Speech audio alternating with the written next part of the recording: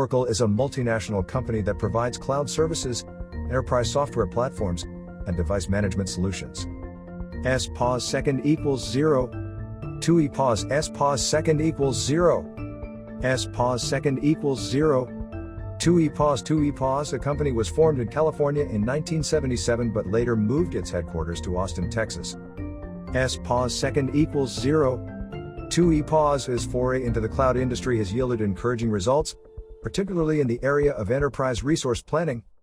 Oracle provides cloud services to more than 30,000 companies worldwide, including FedEx, Zoom, AT&T, Subaru, and Ricoh. Thus, Oracle's entry into the cloud market seems to have been a wise choice. The COVID-19 pandemic has accelerated organizations' shift to digital operations, and Oracle is reaping the benefits as a company that facilitates digital transitions. In the fourth quarter of 2021, there were nearly 2 new customers for every upgrade of an existing customer, crediting the migration argument. While category growth is expected to slow, forecasts show more than 19% CAGR through 2028. During the epidemic, Oracle's revenues remained relatively constant. They beat expectations for the past 5 consecutive quarters. In addition, the corporation has implemented a rigorous buyback program. Dividends can be seen as a perpetual flow for well-established companies with bright futures like Oracle. However, keep in mind that Oracle is an investment in technology, and the dividend yield is not the main driver of the thesis. Oracle is a large, mature corporation that may not grow at the same pace as smaller companies.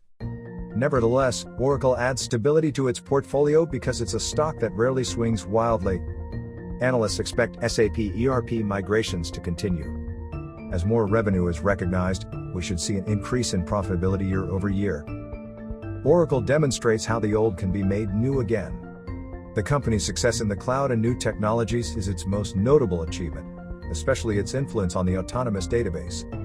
Wall Street analysts forecast pro forma EPS of $4.61 in FY22 and $5.12 in FY23. Oracle's rating is at 19.3x P, compared to the S&P 500's current rating of 20x. Oracle's fourth quarter revenue increased 8% year over year to $11.23 billion, beating Wall Street's expectations of $1 billion.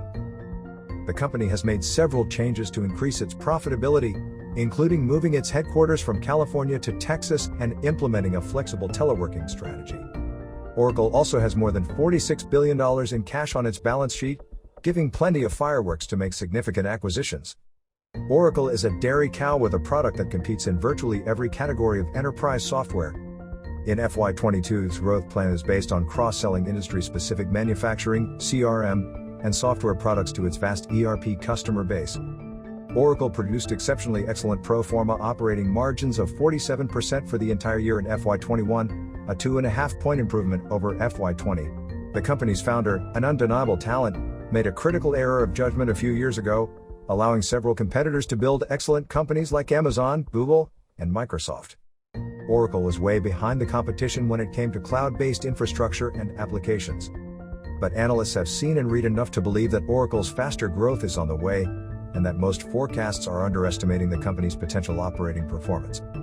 For the first time in years, Oracle has revealed intentions for significant increases in OPEX cost. After years of transformational activities, the company has finally got it right for the most part, and is starting to experience increasing revenue growth. For years, Oracle has failed to increase its revenue. Nevertheless, the corporation recorded total revenue of $40.5 billion for the fiscal year ended May 31, 2021. To choose a base year, overall revenue for 2015 was $38.2 billion. There is a 6% increase in 6 years, and Oracle has lost a significant portion of market share to younger, more agile cloud-based competitors. For the first time in several years, Oracle reservations and revenue growth began to outpace reported revenue growth. In the last quarter, the company's RPO balance, one of the most significant measures available to analyze the effectiveness of the sales engine, increased 8% year over year in constant currency to more than $41 billion. Oracle's forecast increases in CapEx appear to signal a new level of commitment to growth for the company. Oracle plans to quadruple capital expenditures from $2 billion last year to $4 billion in fiscal 2022. The corporation is finally experiencing a significant increase in demand for its cloud solution and cloud-based applications.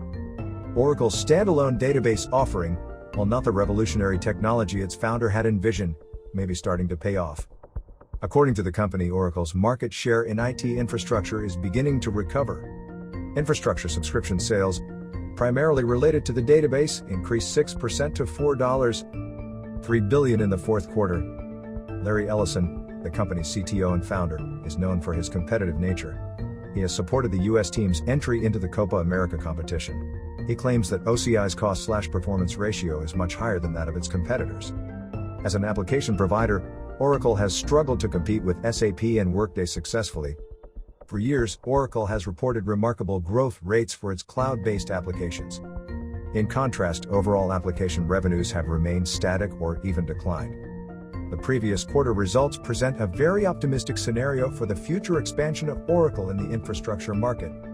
Oracle's back-office cloud applications accounted for more than a third of the $3 billion in application subscription revenue and increased 32% in constant currency.